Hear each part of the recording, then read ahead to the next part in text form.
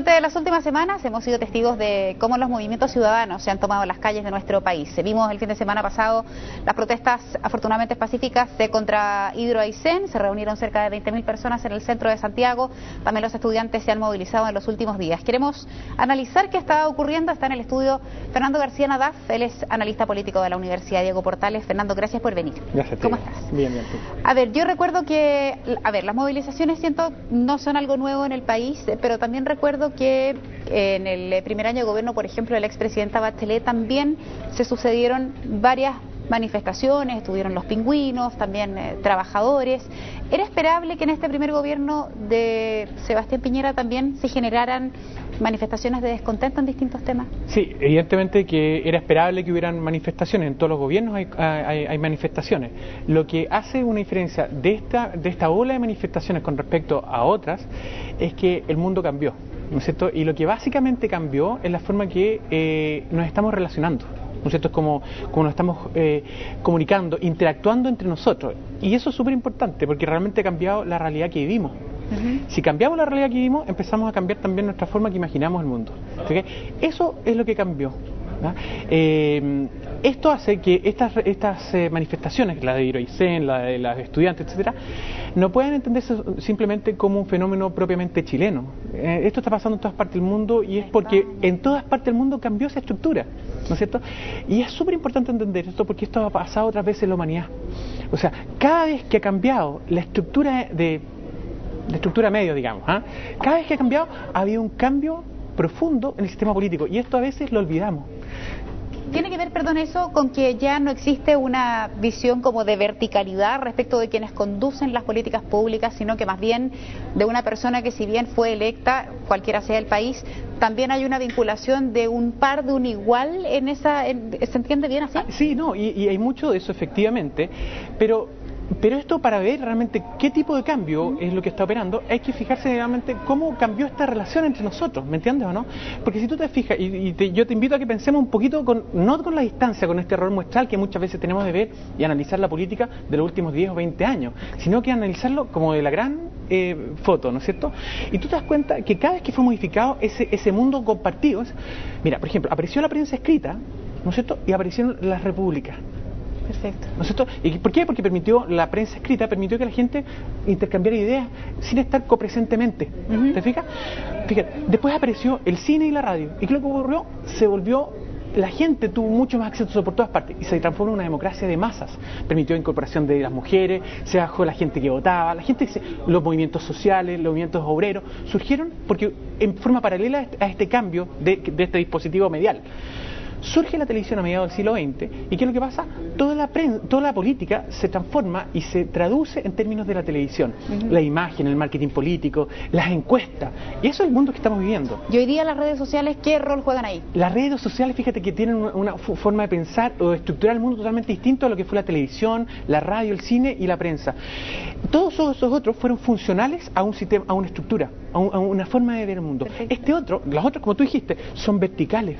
Siempre hay alguien arriba que controla, por ejemplo, los contenidos, los símbolos, etcétera. Y los de abajo están como siempre esperando esos contenidos. Hoy día son todos, la gran mayoría de gente que está generando esos contenidos, está generando cómo imaginar el mundo. ¿Y qué es lo que pasa? Hay gente como Manuel Castells que dice que lo que estamos viviendo es un cambio bastante insurgente, porque nadie puede controlar estas masas. No, claro. No hay un partido político, no hay un presidente, no hay un liderazgo político que funcione en las lógicas representativas que, por ejemplo, funcionaba en la televisión. Fernando, ¿cuánto es el peso real que tienen estos movimientos en la posibilidad de generar cambios en la agenda política y que conforme a lo que uno ve en las calles, cualquiera sea el país, insisto, lo vemos en España con los indignados ahí en la Puerta del Sol, el peso específico que tienen para generar los cambios que esperan? Muchísimo. Yo creo que lo que estamos viviendo, y un poco siguiendo la lógica que estamos viendo, bueno, si yo tuviera una hipótesis que tirar, es que el mundo que estamos viviendo va a cambiar mucho en los próximos, no sé, años, meses, no tengo idea, realmente en eso no sé. ¿Por qué? Porque el mundo ya cambió. ¿Y qué es lo que pasa?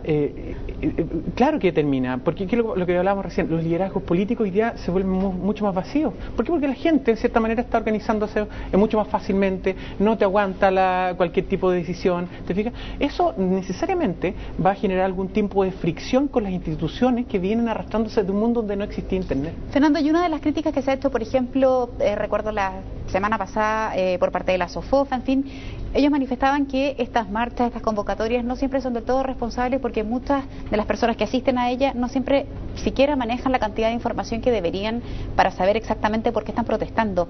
¿Cuánto hay de una manifestación o de personas que están marchando o reclamando que sepan realmente lo que buscan, y cuánto hay de aquello, a tu juicio, que son mecanismos o válvulas de escape para simplemente estar ahí? Sinceramente, yo creo que el tema de Eurovisión es totalmente una excusa para expresar el descontento que está abajo. ¿Te fijas?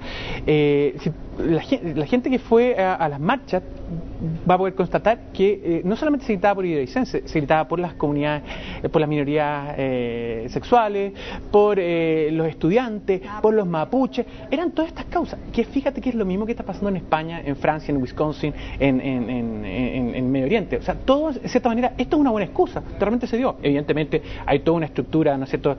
Patagonia Sin Represas es un movimiento que tiene mucho financiamiento, que permite, pero ¿qué es lo que pasa? Está canalizando, está permitiendo canalizar. Pero lo más interesante de esto es que, nuevamente, el tema del liderazgo político, porque tú ves que la clase política trata de apoderarse de estas causas, y ¿qué es lo que pasa? Como todo esto funciona con otras lógicas, no se lo permiten. Incluso los movimientos que surgen de esto, podemos hablar del caso de Rendón, ¿no es cierto?, que yo creo, si tú me dices, bueno, va a jugar un buen rol en tanto entienda que esto no es él alguien que represente, él solamente puede encauzar, pero él no representa, ¿no es cierto? Él puede encauzar, si tú quieres, como pueden encauzar otros movimientos y organizaciones sociales, pero él no es un líder político que puede ser representativo, digamos. Fernando, ¿es posible catalogar estos movimientos como movimientos, comillas, desechables, porque en tanto se cumplen las expectativas que ellos tienen o se concretan las demandas que ellos están poniendo en la agenda? ¿Se acabó un movimiento? No, ¿Cómo entenderlos un poco? Yo creo que la idea es nuevamente la misma. O sea, yo creo que hay muchas demandas. Estas demandas no necesariamente van a lograr canalizarse en este estado o situación de cosas, ¿te fijas? Pero las demandas van a seguir creciendo. ¿Por qué? Porque la gente va a empezar a convencerse que efectivamente, y te lo puedo tirar así casi Nostradamus, ¿no es cierto? ¿Qué es lo que pasa? Que van a empezar a votar probablemente algunos tipos de ministros en España, ¿te fijas?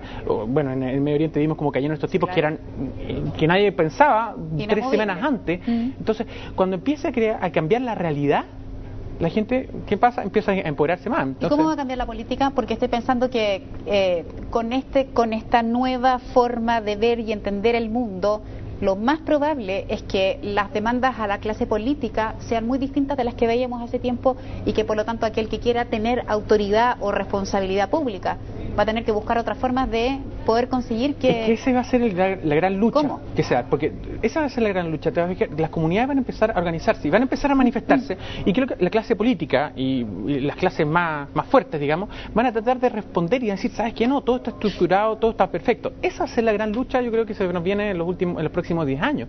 Cómo los tipos que están arriba, de cierta manera, dicen, ¿sabes qué? Estas cosas son así, y cómo de repente van a poder ser atropellados, ¿no es cierto?, por olas de esta gente que empieza a manifestarse y organizar su lucha, digamos. Fernando, te quiero agradecer que hayas venido a CNN Chile. La entrevista que acabamos de sostener, además, se va a quedar disponible en nuestro sitio en internet por si la quieres revisar nuevamente. Gracias y que tengas una buena tarde. Gracias, tío. Hasta acá este bloque de noticias. En un par de minutos estamos de vuelta.